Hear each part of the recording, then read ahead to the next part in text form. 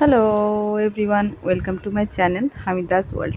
চলে এসেছি আপনাদের জন্য আরও একটা নতুন ভিডিও নিয়ে। আপনারা সবাই কেমন আছেন? আশা করি ভালোই আছেন। আমিও আল্লাহর রহমতে অনেক ভালো আছি। তো আজকে আমি কিন্তু কোনো রান্নার ভিডিও বা রেসিপি নিয়ে আসিনি। আজকে নিয়ে এসেছি আমি কিভাবে আমি বাড়ির যে সব গাছগুলো আছে সেগুলো কিভাবে পরিচর্যা করি সেটারই একটা ভিডিও নিয়ে। তো এই যে গোলাপ গাছটা দেখছেন, এই গোলাপ গাছটা কিন্তু অনেক ফুল ধরেছিল আর ধরতেই আছে, এখনও পর্যন্ত কিন্তু ফুল ধরতেই আছে। তো ফুলগুলো যখন শুকিয়ে গেছে তো সেগুলোকে আর গাছে না রাখাই ভালো। তো সেগুলোকে আমি কাঁচি দিয়ে এখানে কেটে গাছটাকে পরিষ্কার করে নিচ্ছি। সকালবেলার দিকে আমি খুব একটা টাইম পাই না, যদিও করার ইচ্ছে থাকে যে গাছগুলো একটু যত্ন নেব, কিন্তু হয়ে ওঠে না। সকালে প্রচণ্ড কাজের চাপ থাকে, তো আমি ওই বিকেলবেলার দিকেই বেশিরভাগটা করে থাকি। আর বেশিরভাগ যত্ন আমার দেওরই নেয় গাছেদের। এর মধ্যেই আমি যেটুকু টাইম পাই গাছকে দিতে আমি চেষ্টা করি। আসলে আমারও ইচ্ছা হয় যে গাছেদের সেবা করি, কিন্তু অন্যান্য কাজের চাপে সেটা হয়ে ওঠে না। তো আজকে চলে এসেছি একটু গাছেদের সেবা করতে। তো এই যে শুরু করে দিয়েছি। এই গোলাপ গাছটায় প্রচুর ফুল হয়েছিল, তো সেগুলোকে আমি কেটে পরিষ্কার করে নেব, কারণ শুকিয়ে যাওয়ার পরে গাছের যে সামান্যতম রসগুলো থাকে সেটাকেও ফুলে টেনে নেয়। তো ওগুলো কেটে দেওয়াই ভালো। আর এদিকে রয়েছে আরেকটা গাছ, সেটা হচ্ছে পিঙ্ক রোজ। ওই দেখুন বেশ মেঘ উঠে আছে, কিন্তু বিকেলের দিকে এসেছি ছাদে। যাক, কিন্তু ফুলগুলো আমি কেটে পরিষ্কার করে নিই। তো এই যে দেখছেন যে পিঙ্ক রোজটারও কিন্তু 3-4টে ফুল রয়ে গেছে, যেগুলো কেটে পরিষ্কার করতে হবে। তো আমি সেগুলোকে কেটে নিচ্ছি। আপনারা সবাই কে কোথায় থেকে আমার ভিডিও দেখেন একটু কমেন্টে যদি জানান তো আমার কিন্তু খুব ভালো লাগবে।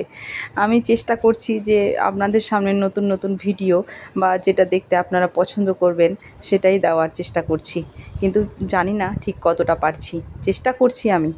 আর পাশেই রয়েছে রাবার প্ল্যান্টের গাছ। রাবার প্ল্যান্টের গাছের পাতাগুলো না জাস্ট ওয়াসাম, কিন্তু আমাকে কিন্তু রাবার প্ল্যান্টের গাছ খুব ভালো লাগে। আর এই যে দেখছেন এখানে বিভিন্ন রকমের গাছ রয়েছে, মিলি রয়েছে। আর এই যে সাজিয়ে কিন্তু আমার দেওরই রাখে, কখনো এইরকমভাবে সাজাবে, কখনো ওই রকমভাবে সাজাবে।